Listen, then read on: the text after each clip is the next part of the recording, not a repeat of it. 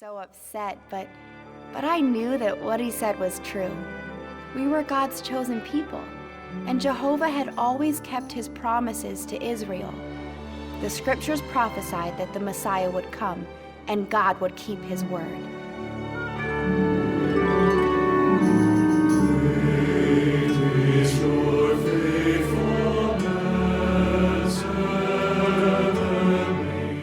보실 하나님의 말씀 예레미야서 16장 14절과 15절 말씀입니다. 예레미야서 16장 14절 15절 말씀입니다. 자, 다 찾으셨으면 우리 한음성으로 같이 봉독하도록 하겠습니다. 자, 시작. 주가 말하노라. 그런즉 보라, 날들이 이르르니 다시는 말하기를 이스라엘 자손을 이집트 땅에서 데리고 올라오신 주께서 살아계신다 하지 아니하고, 오히려 말하기를 이스라엘 자손을 북쪽 땅과 모든 땅 곧 친히 그들을 쫓아내어 머물게 한 모든 땅에서 데리고 올라오신 주께서 살아계신다 하리라. 내가 그들을 그들의 조상들에게 준 그들의 땅으로 다시 데려가리라. 자, 기도하겠습니다. 하나님 아버지, 오늘도 주께서 말씀하신 것들을 주목해 살펴보게 하시고, 또 하나님의 말씀이 얼마나 놀라운지, 또 이것을 통해서 하나님이 역사를 주장하시고 주관하시며, 또 하나님의 이 역사를 통해서 또 주님께서 말씀하신 계획들을 우리에게 보여주시고, 또 예언들을 성취하시고, 또 우리의 미래를 준비하고 계신 것을 보게 됩니다. 하나님, 이것들을 확신하는 또한 계기가 될 수 있도록 인도하여 주옵소서. 이 모든 것을 주께 의탁하며 우리 주 예수 그리스도의 귀하신 조람을 받들어 기도합나이다. 아멘. 예, 오늘은 러시아 우크라이나 전쟁을 통해 보는 예언의 성취와 종말의 전조에 대해서 보도록 하겠습니다. 예레미야서 16장 14절과 15절을 중심으로 보겠는데, 먼저 이 하기 전에 영상을 잠깐 하나 보도록 하겠습니다.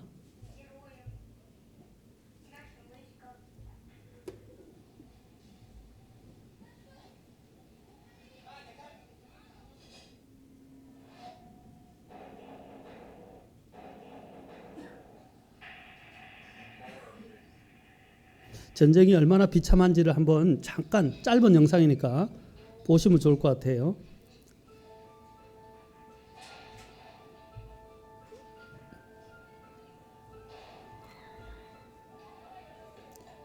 우크라이나도 잘못 판단한 것이 전쟁이 일어나지 않을 거라고 생각했어요. 뭐 그렇게까지 되겠냐 하면서 했는데, 전쟁이 일어난다고 미국이 계속 이야기를 했죠. 이제 베이징 올림픽 때문에 연기를 했지만, 사실 시진핑하고 중국의 주석 시진핑과 그다음에 러시아의 푸틴 대통령이 서로 사실은 미리 이야기를 다 주고받았어요. 그래서 베이징 올림픽이 끝나고 난 다음에 해달라고 부탁을 한 문서도 발견되었고, 그 끝나자마자 전쟁이 시작된 것입니다.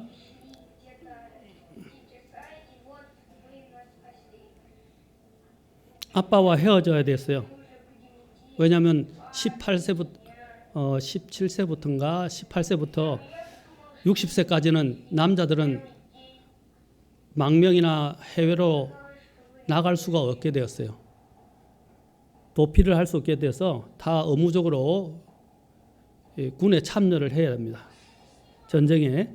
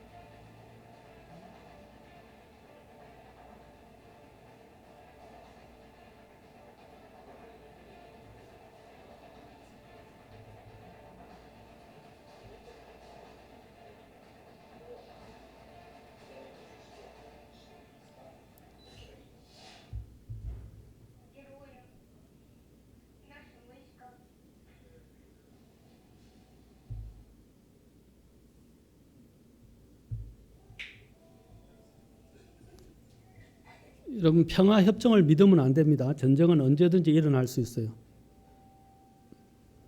그래서 항상 평화를 원하거든 전쟁을 대비하라는 유명한 정치학자의 이야기도 있습니다. 우리도 마찬가지입니다. 우크라이나 사태를 통해서 우리나라의 사태도 우리가 있을 수 있다는 것을 우리가 기억해야 됩니다. 이와 같이 일어날 수 있다.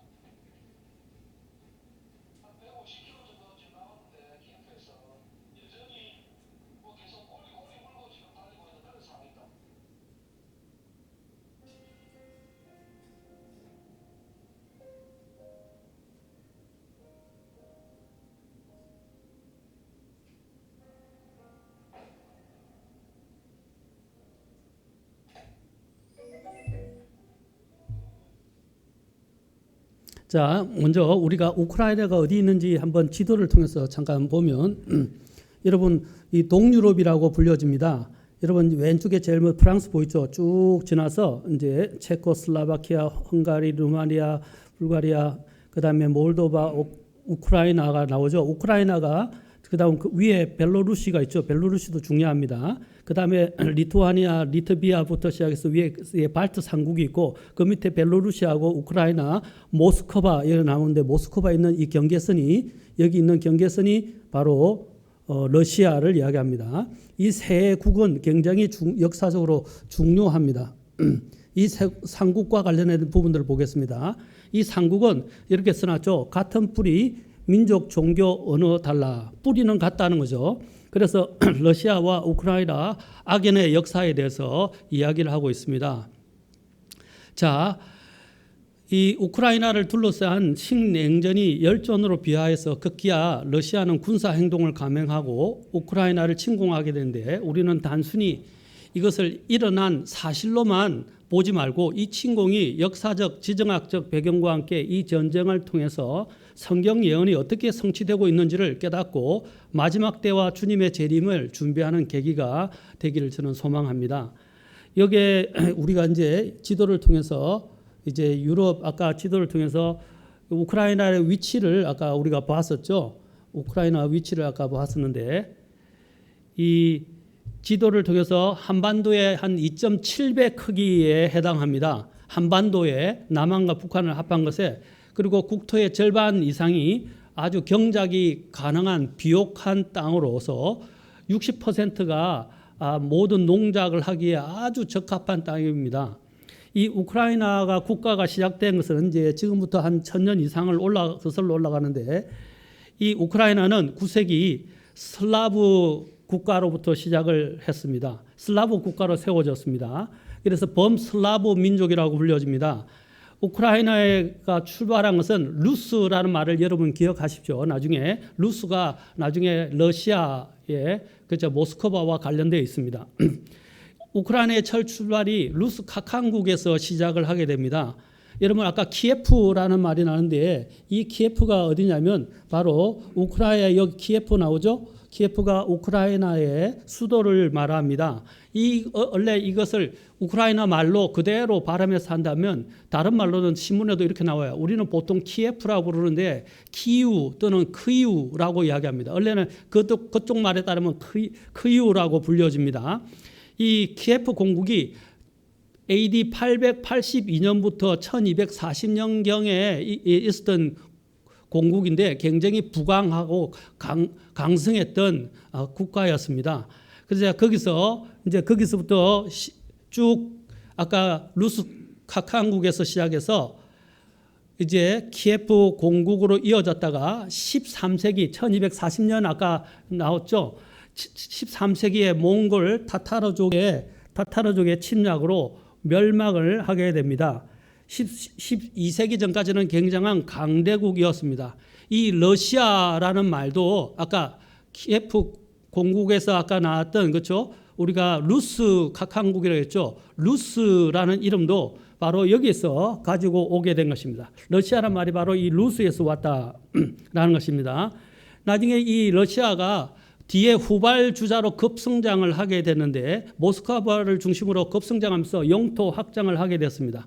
그래서 또 이 워낙 우크라이나가 모든 상업 또 무역 이렇게 또 광자원이 굉장히 많은 지역이기 때문에 서로 탐을 내었고 또 거기서 견직물도 유명해서 프랑스에서도 바로 루스제 그리고 이제 일본제, 우리가 일제, 중국제 뭐 국산 이렇게 이야기하는데 똑같이 루스제라고 부를 만큼 견직물에 있어서도 굉장히 뛰어났습니다.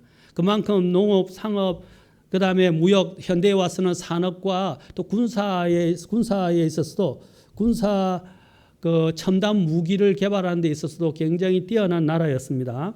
우크라이나는 우리나라처럼 타민족의 지배와 함께 그로부터 독립을 반복해 왔습니다. 여기도 나오죠.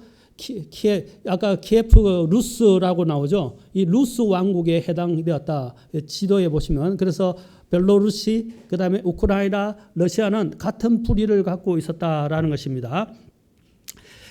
그런데 그들도 우리나라처럼 많은 타 민족들이 노리는 국가였고 호시탐탐 노리는 국가에서 독립을 여러 번 반복해 왔는데 그러나 늘 외세가 개입되어서 어려운 시기들을 보냈습니다. 이 강대국들의 파워 게임에 항상 그 중심에 놓여 있던 것이 바로 이 우크라이나였습니다. 우리나라하고 똑같죠. 지정학적으로 보면 우리나라하고 비슷합니다. 근대에 들어와서 러시아와 유럽의 틈바구니 속에서 이제 강대국들의 침략을 받는 순환의 역사를 지금 겪어왔습니다. 여기 보면 우크라이나, 러시아 악연의 역사 이렇게 해서 잠깐 나왔죠. 이 키예프 공국은 아까 882년부터 1240년에 이제 끝나면서 100년 이후에 100년 그 전에 바로 망하기 100년 전에 모스크바 이름이 거기서부터 유래되었다라는 것을 우리가 아까 살펴봤습니다. 자, 그래서 우크라이나는 이 세 국을 굉장히 세국 가운데서 자신을 뭐라고 여기냐면 장자라고 여깁니다. 종가 또는 장자라고 여깁니다. 그냥 맏형이라는 거죠. 왜냐하면 여기 키예프 아까 나왔잖아요. 키예프 공국에서부터 그들이 다 같은 뿌리를 갖고 나왔기 때문에 자신들을 장자라고 여긴다는 것입니다. 그런데 이제는 이제 그들이 늘 러시아에 나중에 속박하여서 굉장한 많은 고통을 겪게 됩니다. 그러나 사실은 그들이 이렇게 뿌리는 같지만 결국 다르다는 것입니다. 우리도 보면 한자 문화를 같이 하고 문화를 같이 공유하고 있지만 한국어하고 중국어하고 일본어하고 같아요, 달라요? 다르죠. 예, 우리가 다른 것처럼 마찬가지로 이 삼국도 다른데 서로 자존심 싸움을 하고 있다는 것입니다. 사실 뿌리는 같습니다. 아까 키예프 공국과 슬라브 민족에서 시작된 것은 맞습니다. 그러나 서로 다르다는 것입니다. 그런데 이 다른 것들이 역사적으로도 왜 문제가 되냐면 나중에 여러분 이것들이 크게 여러 가지 어려움을 겪게 되는데 항상 여기 보면 외세 침입을 받았다는 사실을 보게 됩니다. 여기 나오죠. 몽골에 의해서 1240년에 정복이 되고 그다음에 폴란드와 리투아니아 연방에 점령되었다가 그다음에 1795년에는 러시아와 오스트리아, 헝가리 제국에 의해서 동부와 서부로 또 나눠지고 이 동부와 서부로 나눠진 것이 나중에는 아까 이야기했던 것처럼 우크라이나와 러시아가 분할되는 그 계기가 되게 됩니다. 자, 그래서 나중에 이것들의 정체성이 막 서로 나라 안에서 흔들리게 되는 문제가 돼요. 자, 그 다음에 어떻게 되냐면 1917년에 동부와 서부가 각각 독립을 선언하고 또 1920년에는 동서통일로 우크라이나 공화국이 성립됐다가 22년에는 또 어떻게 하냐면 동서 지역을 폴란드와 소련이 분할 점령하게 되고 그 다음에 1939년에 여기 나온 대로 소련이 폴란드를 침공하게 돼서 이제 동서가 이때 재통합을 이루게 됩니다. 이 통합 우리나라도 삼국시대 뭐부터 보면 이게 합병됐다가 또 분할됐다 이렇게 되는 것처럼 동일하게 그렇게 되었습니다. 그러다가 나중에 1945년에 소비에트 연방으로 편입이 돼서 그 연방국으로 들어가게 됩니다. 그런데 어떻게 됩니까? 1991년에 여러분이 잘 알다시피 소련 연방, 소비에트 연방이 해체가 되게 되죠. 무너지게 되고 멸망하게 됩니다. 자, 그러면서 다시 어떻게 됩니까? 이전에 러시아 제국이 다시 부활하게 됐죠. 그래서 러시아라고 지금 불려지고 있는 것입니다. 여기 어린 학생들은 모를 거예요. 그렇죠? 그때 그당 태어나기 이전의 일이니까 91년대 그때 대대적인 사건이었습니다. 소비에트 연방이 무너지리라고는 아무도 생각하지 않았죠. 자, 그래서 소련이 분가되면서 1991년들에 각 아까 있었던 동유럽의 이 국가들이 이제 독립을 선언하게 됩니다. 그 독립 선언하는 과정 중에 또 여기 있는 것처럼 우크라이나도 이제 독립을 선언하게 됩니다. 자, 우크라이나도 독립을 선언하게 됩니다. 자, 독립을 선언했다가 이제 여기서 어떤 일이 있냐면 이제 똑같이 나중에 뒤에 역사적으로 잠깐 더 보도록 하겠습니다. 여기 보면 이제 이 과정들이 여기 이 역사에 기록이 되어 있는데 제가 간단하게 여러분들에게 말씀드리는 것입니다.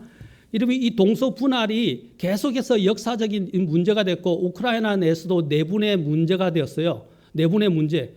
나중에 러시아가 어떻게 하냐면 러시아가 아까 소련으로 병합되면서 러시아가 동부 지역을 이제 여기 나오죠. 이게 분할된 지도에서 여기서 여러분들이 푸른색과 또 여기 보면 약간 노란색에 관련된 부분으로 이게 두 개가 나눠졌죠. 이게 동서 분할입니다. 이렇게 분할돼서 계속 지정학적으로 나왔다는 것입니다. 자, 이렇게 분할된 것이 나중에는 어떻게 해요? 러시아로 나눠지면서 동부 지역은 러시아가 주로 러시아계가 이주를 하게 되면서 러시아계가 통치를 하게 되고 또 서부 지역은 우크라이나가 지배를 하게 됩니다. 그런데 이제 여러분들이 알고 있는 크림반도라고 있는데 나중에 제가 지도를 통해서 잠깐 보여주겠습니다. 자,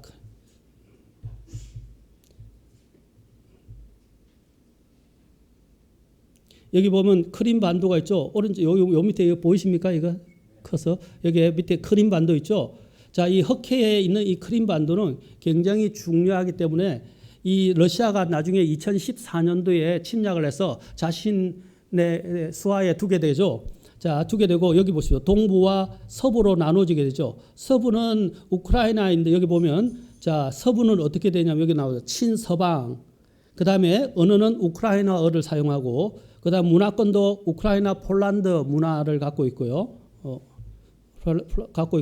그다음에 농업과 상업이 활발합니다. 그런데 여기 아까 동부 쪽은 뭐냐면 여기 친러시아와 그다음에 러시아어를 주로 사용합니다. 왜냐하면 소련 시대에 러시아 많은 사람들을 그 러시아에 있던 사람들이 그 이주 정책을 펴가지고 러시아인들이 여기로 대거 이사를 하게 됩니다. 그래서 그들이 러시아계가 많게 되고 또 러시아어를 쓰게 되었습니다. 그리고 러시아권이 있게 됐어요. 크림반도가 이제 거기서 게릴라 반군들이 있게 되어서 반군들이 있으면서 자체적으로 이제 자신들의 독립을 선언하면서 하다가 결국 러시아로 붙게 돼서 러시아가 크림반도를 병합하게 된 것입니다. 이해하시겠죠? 그래서 2013년도에 크림 전쟁이 일어나게 돼요. 크림반도 전쟁이 일어나서 러시아가 크림반도를 점령하게 되고 병합을 하게 됩니다. 병합을 했는데 여기서 그치지 않고 아까 얘기했죠. 이 동부에는 이제 여기 있는 대로 동부에는 이렇게 보십시오. 러시아계가 많은 데다가 그들이 반군들이 이 우크라이나 정부군과 늘 대치를 하면서 많은 유혈 사태가 일어나게 되었습니다.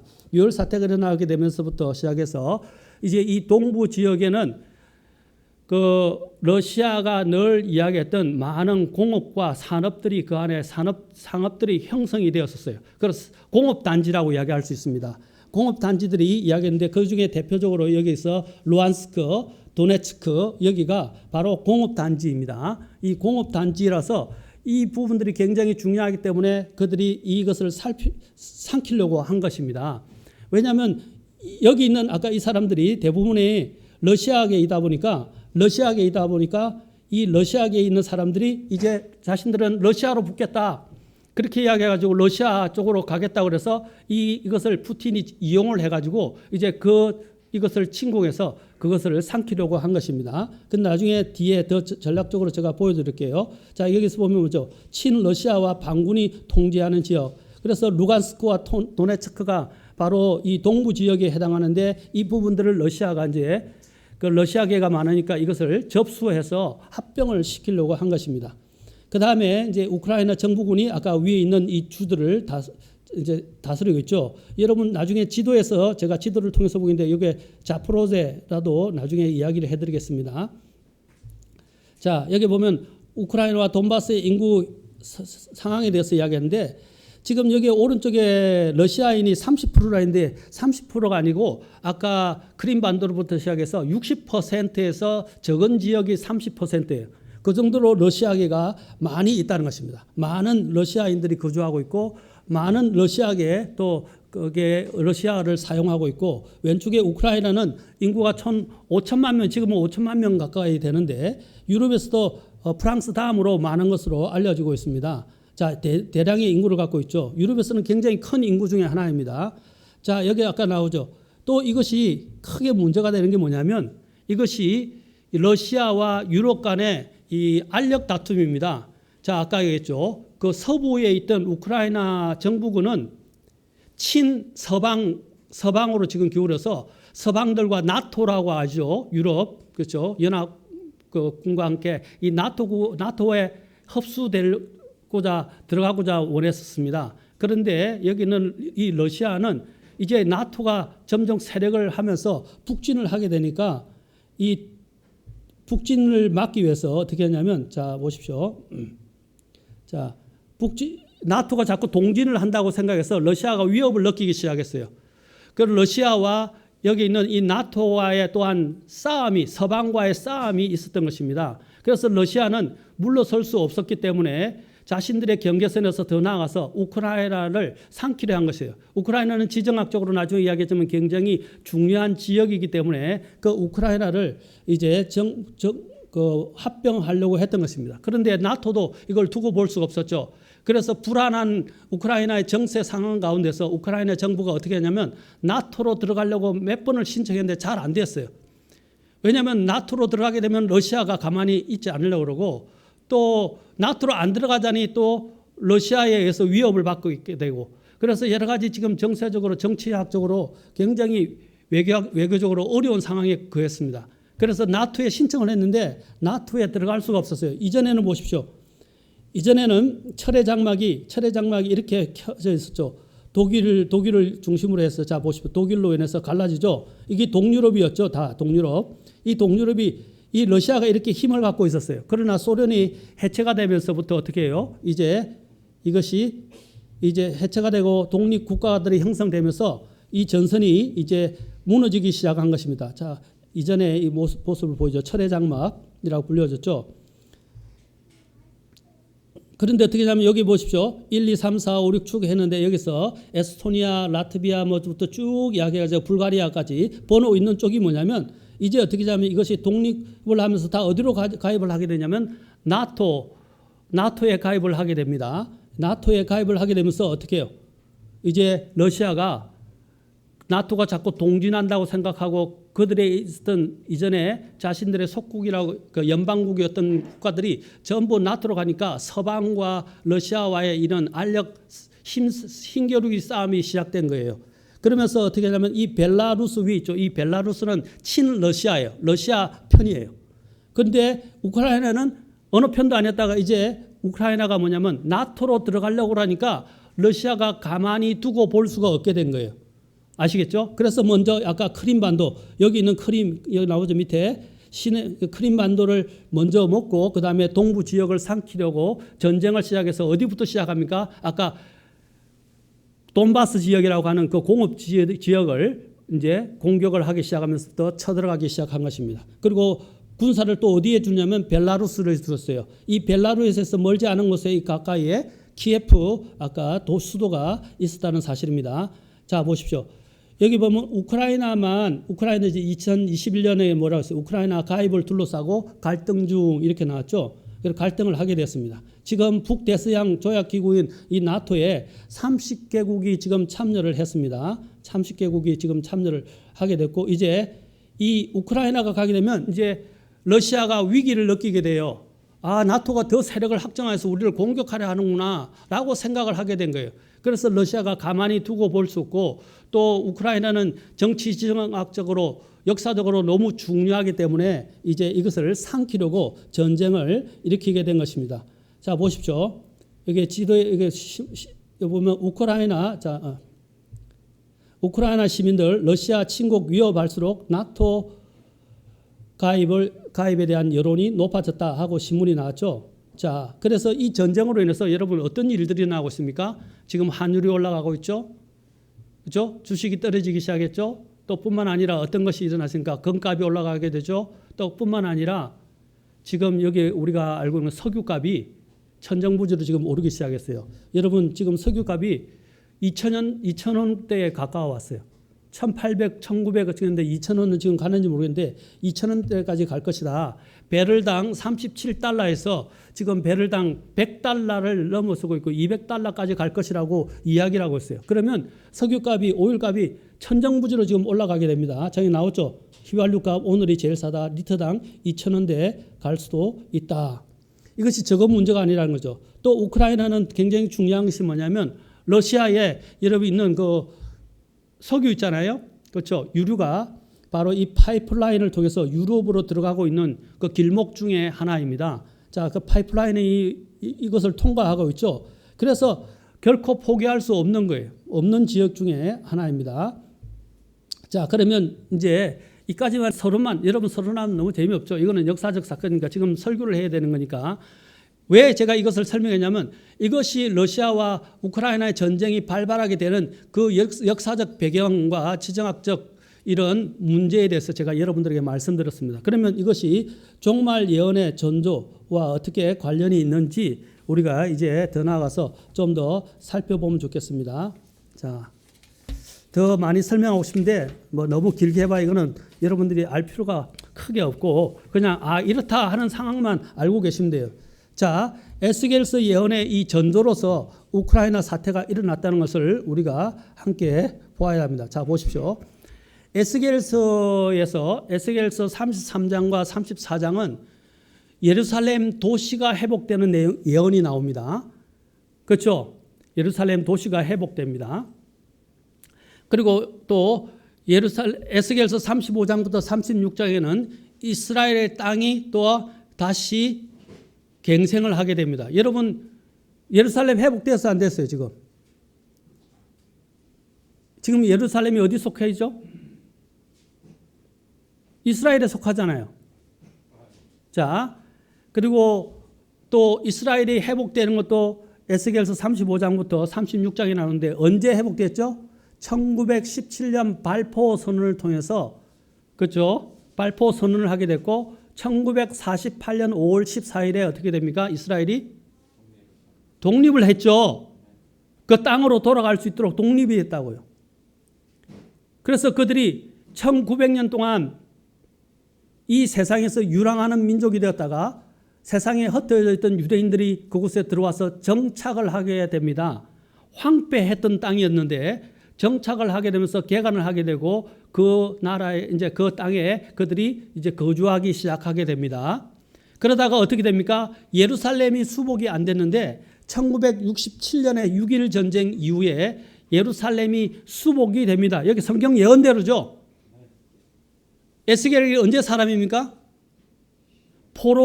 바빌론 포로가 시작될 때쯤의 사람인데 BC 600년대에서 700년대 BC 600년대에서 700년대 사이에 있던 대언자입니다. 예언자입니다. 자, 그러니까 지금으로부터 600년, BC 600년 전이니까 지금으로부터 몇 년입니까? 600에서 2000을 더하면 2600년 전에 이 부분을 이미 예언을 했다는 거예요. 놀랍지 않아요? 여러분들이 에스겔서 읽어보면 무슨 말인지 모를 것 같은데 이걸 읽어보면 이것이 바로 이스라엘의 도시의 회복, 이스라엘 땅의 회복에 대해서 이야기합니다. 특히 에스겔서 37장을 보게 되면 37장을 보면 이스라엘 민족의 부활과 또 나중에 그들이 연합하는 부분에 대해서 나옵니다. 부활과 연합에 대해서.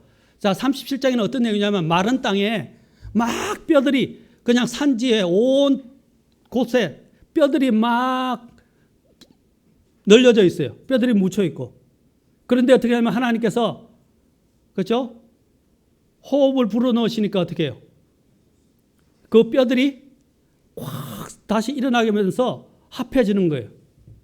마치 죽어있던 로봇이 배때를 여니까 다시 일어나가지고 탁 힘을 내는 것처럼 마찬가지로 흩어졌던 뼈들이 다 모아져가지고 하나의 뭡니까? 생기가 있고 생명력이 있는 존재로 세워지게 된다는 거예요. 그게 뭘 말하냐면 에스겔서 37장은 아주 중요합니다.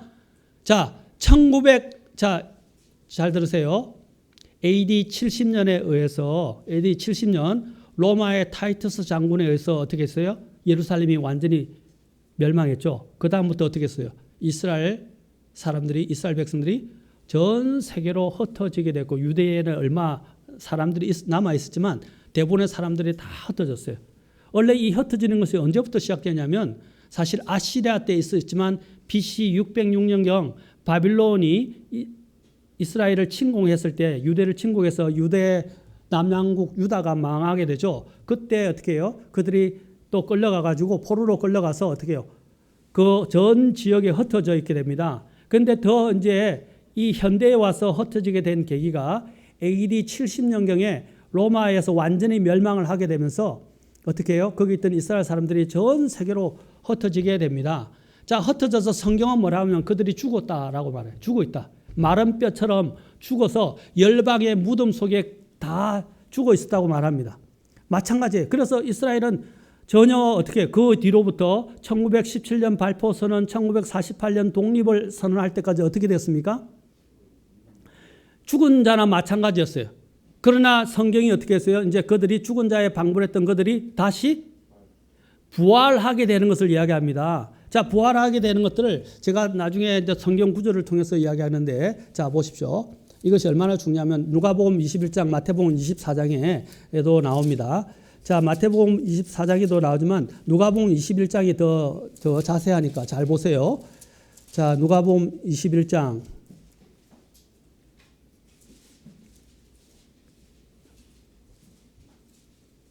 자, 21장 29절 같이 읽겠습니다. 누가복음 21장 29절. 나중에 이것을 또 보게 될 겁니다.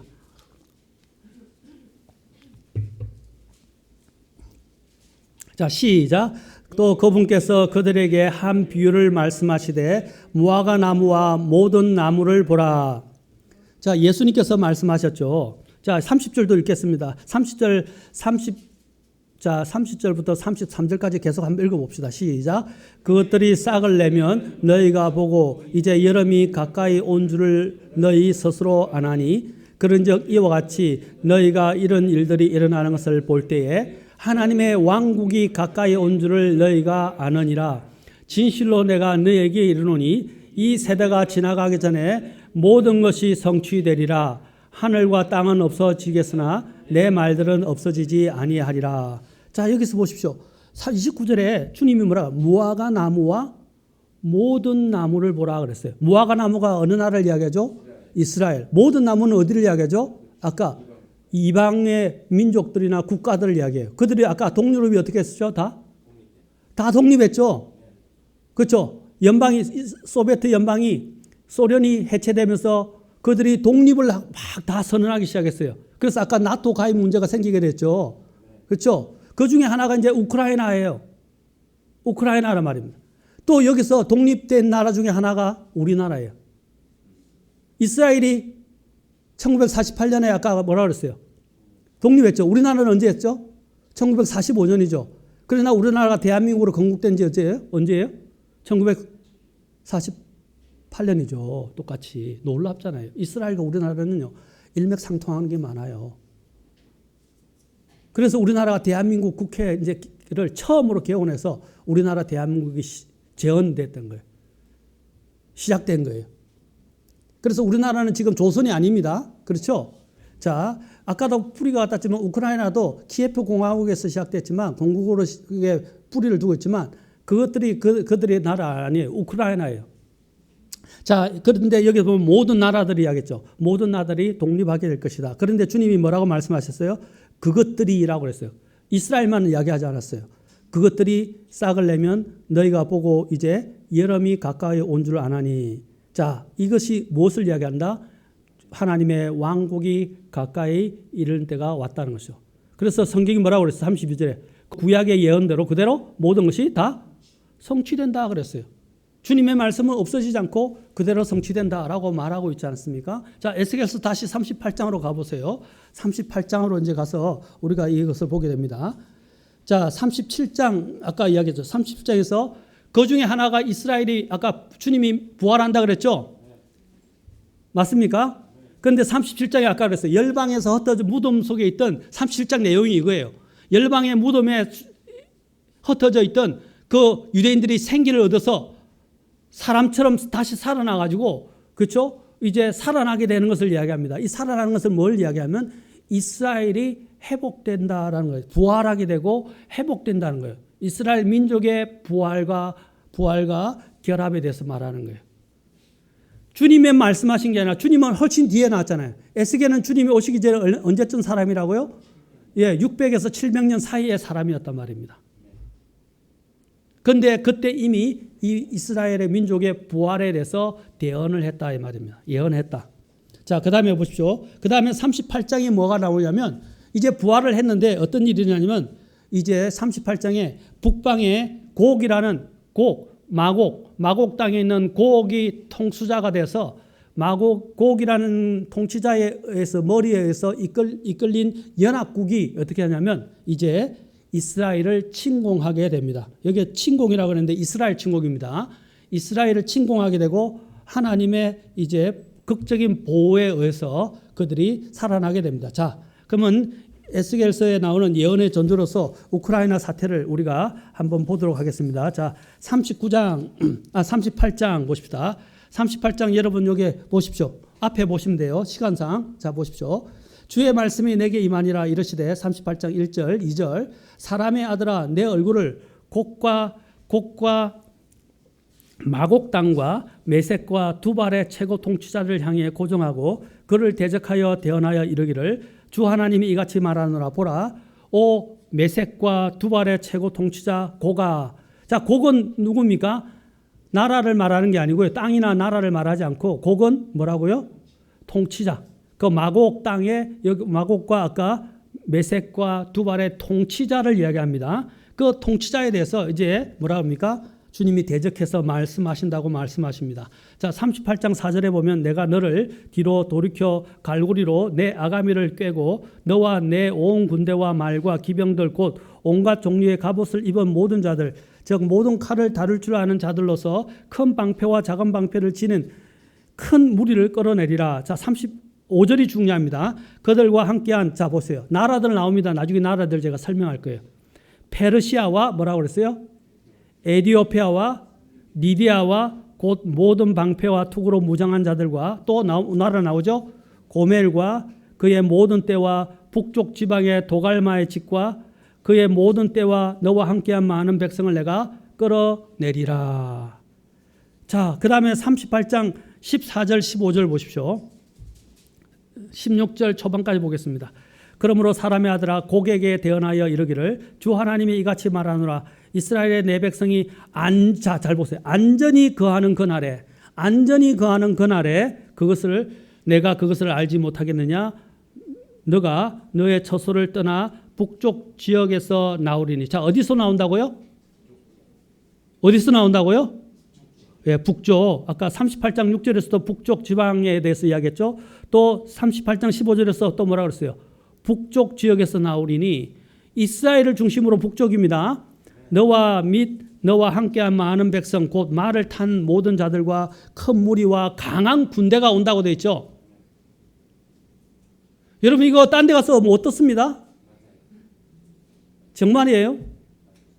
자, 여기서 말을 탄 모든 자들과 큰 무리와 강한 군대가 북쪽으로부터 온다라고 말하고 있습니다.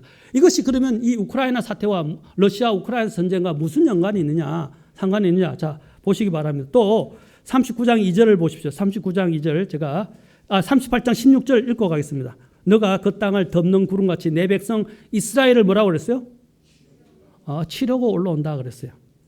이스라엘을 치러 온다 이 말입니다. 자, 39장 보십시오. 39장 또 1절과 2절에 자, 1절 하반절을 보십시오. 보라, 오 메섹과 두발의 최고 통치자 고가, 내가 너를 대적하노라. 내가 너를 뒤로 돌이켜서 너의 6분의 1만 남기고 너를 북쪽 지역에서 올라오게 하여 이스라엘 산들 위로 데려다가. 자, 그들의 6분의 1을 남기고 다 어떻게 전부 다 어디로 가요? 이스라엘을 공격하러 온다 이 말입니다. 엄청난 군대들이 이스라엘을 공격하기 위해서 온다. 이스라엘이 하나님의 선민이기 때문에 미워하면서 전쟁을 일으킨다는 거죠. 자, 그러면 러시아 우크라이나 사태와 이것과 무슨 관계가 있느냐? 이 예언이 그대로 성취된 건 아닙니다. 자, 이것은 뭐냐? 앞으로 일어나게 될 이 예언의 전조라는 거예요. 전조. 하나의 뭡니까? 예비 훈련과 같다. 또는 그림자의 시작이다 이 말입니다. 그렇잖아요. 자, 해가 내 뒤쪽에서 오면 내가 앞으로 전진하면 어떻게 해요? 그림자가 먼저 가죠. 마찬가지로 이것은 하나의 앞으로 일어나게 될 하나의 그림자라 말입니다. 러시아가 우크라이나를 공격한 것도 바로 그러한 하나의 그림자로서 지금 우리 앞에 다가왔다는 거죠. 그림자가 왔다는 것은, 그림자가 있다는 것은 뭡니까? 내 그림자. 직접 나한테 다가왔다는 거 아니에요. 그렇죠? 그림자가 아무리 길게 늘어져도 바로 내 앞에, 코앞에 닥쳤다는 말입니다. 자, 러시아가 우크라이나를 공격한 것도 이와 연관되어 있다는 거죠. 곧 다시 말하면 뭡니까? 예, 이제 이스라엘을 침공하는 때, 곧 마지막 종말의 때가 다 되어가고 있다는 것을 이야기합니다. 그래서 제가 종말의 전조라고 여러분에게 이야기합니다. 자, 놀라운 것은 이것은 언제 일어나냐면 지금 에스겔서 38장과 9장에 대언된 이 일은 언제 일어나느냐? 이 침공은 환란기 대환란 시대에 일어납니다. 그러면 대환란 시대에 곧 일어나게 될 것인가? 우리가 볼 때 보면 이게 그 전조니까 우리가 그림자잖아요. 그러면 대환란이 일어날 시간이 얼마 안 남았다는 것을 우리에게 이야기해 주는 거예요. 또 하나. 이해하시겠죠? 우리는 지금 어디에 살고 있다? 마지막 시대에 살고 있는 거예요. 여러분 깨어나야 됩니다. 그냥 흥청망청 이 세상에 취해서 살아가서는 안 돼요. 진짜 막바지 마지막을 앞에 코앞에 두고 살아가고 있다는 것입니다. 자, 아까 에스겔서 38장 5절을 잘 보십시오. 놀라운 이제 제가 이야기해 줍니다. 자, 지금 여기에 넘어갑니다. 5절.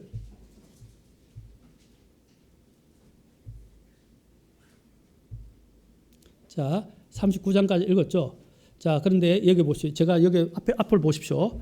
5절에 여기 2절, 3절에 마곡의 땅과 메섹과 두발은 지역 이름을 이 지역의 통치자는 곡이라 했는데 이들은 어디를 가리키냐면 나중에 지도를 통해서 볼 것입니다. 흑해와 카스피해를 중심으로 활약했던 스키타이 민족을 이야기하는 거예요. 스키타이 민족. 자, 스키타이 민족에 대해서 나중에 지도를 통해서 제가 말씀을 드릴 겁니다. 흑해, 카스피해가 어디 있고 스키타이 민족이 어디 있는지 여러분들에게 말씀드릴 거예요. 이스라엘로 치면 북쪽 지방이에요. 북쪽 지방입니다. 이들은 오늘날 러시아의 극서 지역, 아까 러시아가 있고 우크라이나가 왼쪽에 있었죠. 그 지역으로부터 시작해서 그 밑에 지역을 포함해서 중앙아시아의 우리가 잘 알고 있는 카자흐스탄, 우즈베키스탄, 투르메키스탄, 타지크스탄, 스탄 나라 있죠, 스탄. 예? 이들이 이스라엘을 안 좋아해요. 자, 이들이 다 나중에 모슬렘입니다. 자, 그래서 타지크스탄, 키르기스탄, 그 다음에 파키스탄, 아제르바이잔, 그 다음에 조지아라고 하기도 하고 그루지아라고 부르기도 하는데, 자, 조지아라고 하겠습니다. 일단 이 지역을 망라한다. 자, 지도를 보십시오. 여기 보면 스키타이 민족이 쭉 있죠. 일대가 다 스키타이 민족이에요. 이전의 역사에서 스키타이 민족들이 활동하던 무대예요. 근데 아까 제가 오른쪽에 해놨죠? 그 일부가 어디 있습니까? 우크라이나. 그렇죠? 우크라이나라는 것을. 자, 성경이 정확하게 이야기하고 있죠? 자, 그 다음에 보십시오. 자, 탄 민족에 대해서 이야기했습니다. 자, 오른쪽으로 들어가서 여기 보고 카스피에 있고, 카스피에서 더 여기에서 더 왼쪽으로 더 올라가면 여기 흑해 있어요. 그 흑해와 카스피에 있는데, 흑해를 중심으로 해서 여기 카스피해 쪽에도 아까 흑해도 있었지만 아까 그루지아 아제르바이잔 나오죠? 그 흑해 밑에 중심에 터키가 있어요. 그 터키로부터 이제 그루지아 아제르바이잔이 있고 그 오른쪽에 탄 나라들 있죠? 스탄 여기 나오죠? 그래서 스탄 나라들 이야기하는 거예요. 지금 제가. 자, 그 밑에 또 누가 있습니까? 그 중심에 또 이란도 있다는 것입니다. 자, 나중에 이야기하면 이 이란이 페르시아예요. 페르시아가 이란, 아프가니스탄 이런 쪽을 다 섭렵을 해요. 여기에 보십시오. 여기는 스탄 나라들이 다 어떻게 해요? 연합을 이루게 될 것이다. 성경에서. 자, 보십시오. 그 다음에 또 에스겔서 38장 5절에 보시면, 자, 5절에 아까 뭐가 있었죠? 여기 페르시아와 에디오피아와 리비아라고 나오죠. 성경이 얼마나 정확해요. 나라 이름까지 다 나오고 있다고요. 자, 여기서 봅시다. 여기서 페르시아가 아까 뭐라고 그랬죠? 페르시아는 예, 이란, 이라크, 동부 시리아를 말한다. 그때 그래서 이란이 페르시아 제국의 중심이에요. 그래서 자신들의 페르시아의 후손이라고 이야기하잖아요. 페르시아가 유럽에서 맹위를 떨쳤잖아요. 가장 많은 영토들을 그가 점령했던 그렇죠? 제국 중에 하나입니다. 얼마나 화려했었습니까? 맞습니까? BC 600년경, BC 6세기, 5세기에 그들이 일한 엄청난 일들을 일으켰다는 것입니다. 자, 그래서 페르시아 나오죠. 이란, 이라크, 오늘날의 페르시아는 이라크 동부 시리아. 에티오피아는 어딜까? 에티오피아가 어디 있죠? 네, 아프리카 지역에 있죠. 그런데 그 당시 에티오피아하고 지금의 에티오피아는 좀 차이가 있습니다. 그걸 제가 또 보여드릴게요. 여기는 이스라엘 남쪽의 나라들인 당시 에티오피아는 지금의 에티오피아를 비롯해서 수단과 중앙 아프리카 일부를 포함한 지역을 망라한다. 그 다음에 또 어디가 아까 나왔죠? 여기 리비아도 이전의 리비아하고 지금 리비아는 좀 다릅니다. 제가 지도를 통해서 말씀을 드릴 거예요. 그래서 리비아는 어쩌면 아프리카 대륙의 북쪽에 있어요. 북부 아프리카라고 이야기하죠. 그 북부 아프리카에 자 있는 그 지역 중에 뭐라 했습니까? 리비아를 비롯해서 그 옆에 알제리, 모로코, 튀니지가 있어요. 자, 지도를 통해서 보겠습니다. 자, 왼쪽 지도를 보십시오. 왼쪽 지도를 보면 여기 이디오피아가 있죠. 자, 여기가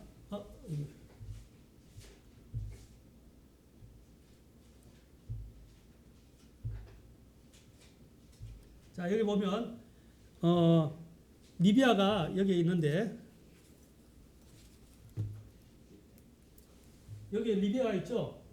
예, 리비아가 있고 그다음에 여기가 다 이게 아프리카 지역이에요.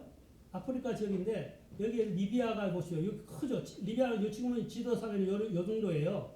요 정도인데 이제 리비아가 그 당시에는 이렇게 컸다라는 것입니다. 이때 5세기입니다. 그 다음에 여기 있던 이 지역이 지금 그 당시에 에티오피아를 이야기합니다. 자, 지금 오른쪽을 보십시오. 오른쪽에 보면 지금 여기 보십시오. 리비아가 이 정도죠? 크기가 다릅니다. 그 다음에 에티오피아가 어디입니까? 여기 있죠? 이 정도죠? 자, 에티오피아가 있는데 지금 여기 보면 이 에티오피아가 뭐냐면 거기뿐 아니라 요 중부까지 이렇게 다 섭렵을 해요. 엄청난 크기의 나라였다는 것을 우리가 보게 됩니다. 자, 그래서 에티오피아가 아까 어디까지 포함한다고 그랬어요? 제가 여기서 이야기했죠. 에티오피아를 비롯해서 수단, 에티오피아는 지금의 에티오피아가 다르고 그 다음에 수단과 중앙 아프리카를까지 포함한다. 아까 수단 보셨나요?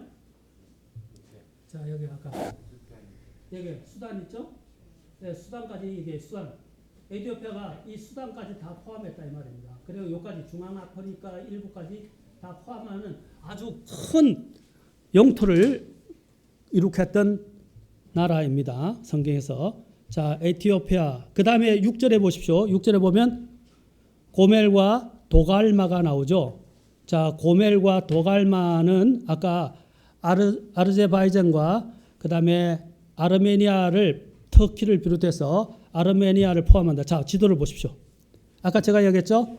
여기 옆에 아까 탄 국가들이 있었죠. 이게 탄 이쪽에 여기 다 터키에 여기 흑해. 그다음에 이쪽으로 쭉 내려가면 오른쪽으로 내려가면 아까 카스피해가 있었고 카스피해 쪽으로 탄 국가들이 있었죠. 그다음에 여기 뭡니까? 이것들이 다 이제 터키를 이야기하는데 이 터키 안에 이제 뭐가 있냐면 아까 여기서 이야기한 도갈마하고 여기에 고멜이 있어요. 고멜과 도갈마는 이 터키 지역 안에 있는 것으로 지금 추정됩니다. 자, 그 다음에 아르제바이잔 나오죠? 여기 나오죠? 아르메니아. 아까 지도에서 여기 나오죠? 자, 여기 나오죠? 여기서 그 지역까지를 다 포함해서 이야기를 합니다. 자, 보십시오. 이들은 다 대환란 시기에 통치자 고개에 의해서 이끌려서 이스라엘을 침공하기 위해서 소집이 될 것입니다. 소집이. 성경 얼마나 정확해? 정확한 이름까지 다 나오죠? 예, 지금 지역의 이름들이 바뀌었기 때문에 이런데 이전에는 저렇게까지 표현할 수밖에 없었는데 그 당시에 그래도 존재했던 나라들이 아직도 존재하니까. 그렇죠? 영토는 좀 달라졌지만 존재하잖아요. 자, 그래서 에스겔서 예언의 전조로서 우크라이나 사태를 우리는 볼 수 있습니다. 자, 그런데 또 하나 놀라운 사실은 왜 이 사람들이 이들이 이스라엘을 공격하려 할까요? 여러분 보세요. 나중에 제가 지도를 통해서 보겠지만 자 보세요.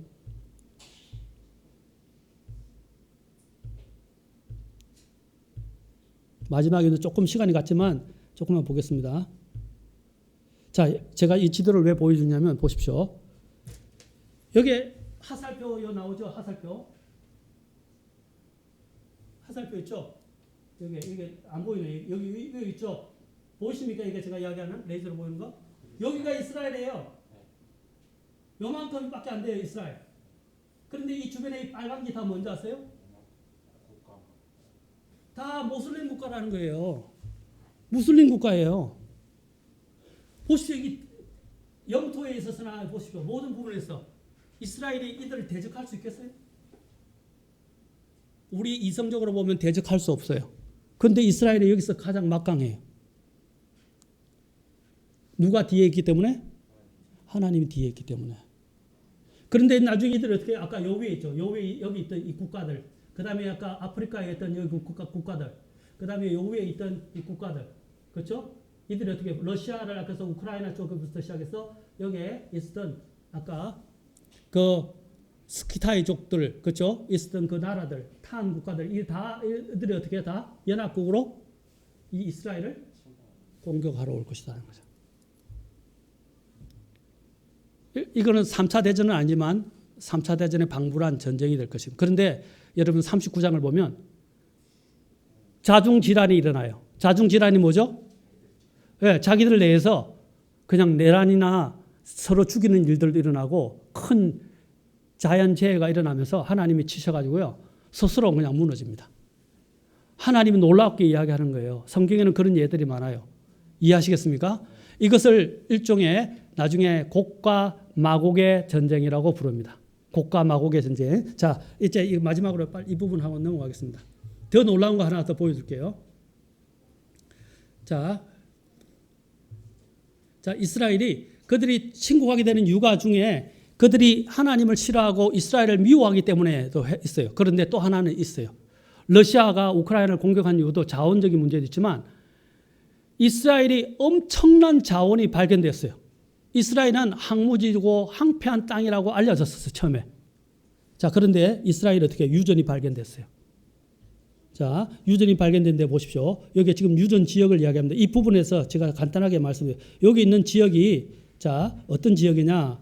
자, 젖과 꿀이 흐르는 땅 이렇게 했는데 자, 여기 보시면 여기 원유가 얼마나 많은지 여기에 대해서 이야기 쭉 적인데 제가 시간상 이거 하지 않겠습니다. 그런데 이것도 놀라운 부분들을 제가 성경의 예언이 어떻게 성취됐는지를 보여드릴게요. 그들이 유전이 어떻게 발견됐느냐? 자, 보세요. 여기 보면 하나님의 말씀을 믿었던 한 청년으로부터 시작됩니다. 유전이 발견되게 되고 여기서 이 유전이 발견된 그 발견한 청년은 토비아 루스킨이라고 알려지는 이 청년입니다. 토비아 루스킨. 자, 그가 나중에 지보트 올람 회사를 차리게 되고 그의 CEO가 됩니다. 자, 어떻게 됐느냐? 자, 그 배경이 나옵니다. 자, 여기 보십시오. 1970년대 이스라엘의 여성 지도자였던 골다 메이어 총리는 주변 아랍 국가들에서는 석유가 펑펑 나오는데 반하여서 하나님께서 40년 동안 광야 생활을 하면서 인도하셨던 약속의 땅인 이스라엘 땅에서는 석유가 단 한 방울도 나오지 않는 것을 보고 한탄했다고 합니다. 그런데 이스라엘이 석유를 발견한 것은 소련에서 이민 온 러시아계 유대인 청년 때문이었습니다. 루스킨이란 이 이름의 청년은 소련에서 지질학과를 졸업한 후 석유 채굴 회사에서 10년간 근무하다가 이스라엘로 이주를 하게 되었어요. 그러나 그가 이스라엘로 와보니까 산유국들에 둘러싸여 있으면서도 정작 이스라엘만큼은 석유가 한 방울도 나지 않는 사실을 도저히 받아들일 수가 없었어요. 그래서 그는 어떻게 했냐면, 잘 들으세요. 이스라엘 땅은 하나님께서 젖과 꿀이 흐르는 땅으로 축복한 약속의 땅인데 젖과 꿀이 흐르는 기족의 땅이라고 했는데, 그렇다면 이스라엘 땅에도 반드시 석유가 묻혀 있을 것이라고 그는 분명히 믿었어요. 생각했어요. 그래서 땅에 어딘가에 있을 것이다 하다가 구약 성경을 읽다가 아까 읽었던 구약 성경 가운데서 어디를 읽냐면 이제 여기 있는 신명기 말씀을 읽게 됩니다. 그게 기름이 나온다는 말을 찾게 돼요. 자, 기름이 나온다 보십시오. 자, 여기 보면 어디냐면 신명기 33장, 성경 시간이 없으니까 찾지 않겠습니다. 여기 나왔습니다. 신명기 33장 18절 잘 보세요. 스불론에 대해서, 스불론에 관하여는 그가 이르되 스불론이여 내가 창밖으로 나감을 기뻐하라. 이사가리여 내 장막들을 기뻐하라. 자, 33장 19절 그들이 백성을 불러 산이라고 되어 있죠.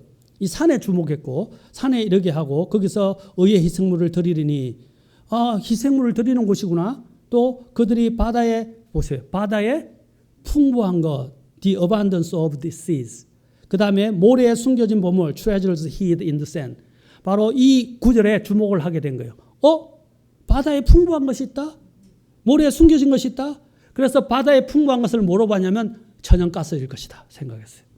이 사람은 지질학자였기 때문에. 그 다음에 어떻게 했냐면 모래에 숨겨진 보물?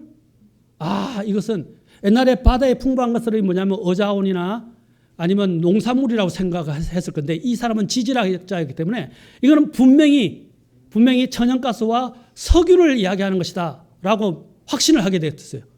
그 다음에 신명기 33장 24절 보세요. 또 아셀에 관하여는 그가 이르되 아셀은 자녀들로 복을 받으며 자기 형제들에게 인정을 받고 자기 발을 어디에? 기름에 담그라. 얼마나 뛰어나면 이 성경 말씀을 그대로 믿었어요. 그래서 이 성경 말씀을 읽다 그렇구나 하고 무릎을 치면서 여기다 하고, 그래서 이 감추인 보배를 캐기 위해서 정부에 이야기해서 허가권을 얻어서 바로 여기 이 시추를 하게 되었습니다. 그가 차렸던 아까 회사가 지불란 올란, 그렇죠? 나오죠. 여기 지보트 올람 여기 나오죠. 그래서 그가 이것이 석유 부종 구조를 언급한 것으로 생각해서 지보트 올람 석유 회사를 만들어서 석유 탐사에 들어가게 됩니다. 그리고 노환 장비를 들고 아셀 지파의, 아까 나온 대로 아셀 지파의 땅을 시추했습니다. 18년 만에 드디어 석유를 찾게 되는데 이스라엘이 몇 년간? 100년간. 엄청나죠? 100년간 사용할 수 있는 양의 유전이었고, 아셀 지파 지역이었던 이스라엘의 지중해 연안 도시에도 또 하이파와 텔아비브 앞바다에서 대규모의 천연가스와 석유 유전도 발견되게 됐습니다. 텔아비브가 어디죠? 이스라엘의 지금 수도죠. 과거에 기름진 땅에서 나오는 풍부한 곡식을 의미했다면 오늘날은 석유가 묻힌 땅에서 나오는 풍부함과 기름으로 이해가 된다. 그 천연가스와 기름이었다는 거죠. 자, 마지막 결론입니다. 성경을 읽는 이들의 영혼을 구원으로 이끌어주고 성경을 탐구하는 자들에게 이 세상이 얻을 수 없는 지혜를 주는 하나님의 진리의 말씀이다. 성경은 무궁무진한 지혜의 보고일 뿐 아니라 참된 역사와 이 세상이 보지 못하는 세계와 사구 세계와 인류와 민족들과 이 세상의 장래에 대한 예언들로 가득 차 있다. 세상과 우리가 처한 환경들은 우리로 하여금 하나님의 약속을 자꾸 의심하게 만들어요. 하나님 정말 그럴까? 자꾸 의심해요. 그런데 뭐라고 그랬어요? 그러나 우리의 혼의 닻을 하나님과 그분의 말씀에 고정시키고 하나님의 모든 약속을 잘 살펴야 한다. 성경은 하나님의 진리와 약속을 담고 있고 또 하나님은 그 약속을 지키시는 분이시다.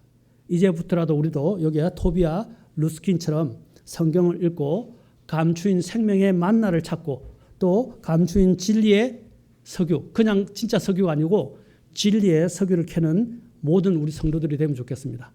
그래서 우크라이나 사태는 단지 아까 얘기했죠. 이게 석유가 나오니까 이 석유로 인해서 어떻게 해요?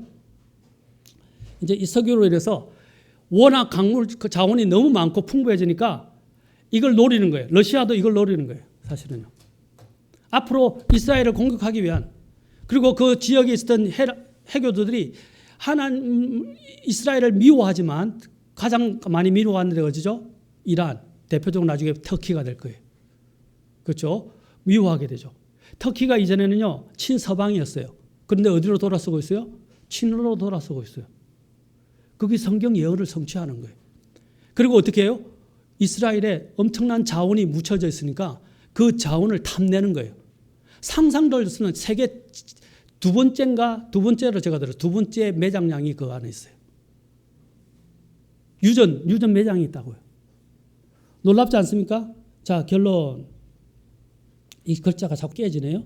자, 이로 인해서 러시아나 터키를 위시하여 이스라엘을 둘러싼 이스라엘 국가들이 이스라엘을 미워하고 시기하여 연합하여 이스라엘을 공격하게 될 것인데 그 중에 한 지역이자 러시아의 길목에 있는 우크라이나가 있을 것이라고 믿어진다. 그렇죠? 아까 이야기했죠. 그 지역에 있는 데가 다 오잖아요. 그 길목이 우크라이나란 말입니다. 그래서 훗날 이것은 7년 대환란 전반기나 중반기에 일어날 일이지만 러시아와 우크라이나 전쟁은 이 전쟁 예언의 성취를 위한 종말의 전조라고 할 수 있다. 자, 그래서 아까 양면대로 세 번째 3번으로 갔습니다. 하나님과 그분의 백성은 이스라엘을 미워하고 자기들의 욕심을 채우려는 자들의 종말을 우리는 묵상해야 된다. 사실 러시아가 이렇게 하게 된 이유는 무엇 때문입니까? 바로 이스라엘에 대한 자신의 개인적인 욕심과 더불어 이스라엘의 그 땅을 노리는 거예요. 이해하시겠습니까? 그리고 해교도들은 뭡니까? 해교들도 어떻게 해요? 예루살렘이 자기들도 아브라함에서 났다고 생각하죠. 그래서 예루살렘이 성지예요, 사실은. 그리고 그것도 탈환하고 유대인도 쫓아내고 그리고 자신들의 입지를 세우려고 하는 거예요. 주변에 있는 모슬렘 국가들이. 그 중에 한 역사의 한 이제 서막으로서 지금 러시아 우크라이나 전쟁이 일어나게 된 것입니다. 이해하시겠습니까? 그래서 예언적으로 아주 중요하다. 또 러시아 우크라이나 전쟁은 뭐냐? 다음 주에 보겠지만 우크라이나 안에 있는 유대인과 관련된 예언에 대해서 볼 것입니다. 우크라이나에 있는 유대인이 얼마나 중대한 문제, 하나님께서 이것을 통해서 유대인과 어떤 일을 하시려고 하시는가. 그걸 다음 시간에 살펴보도록 하겠습니다. 기도하시겠습니다.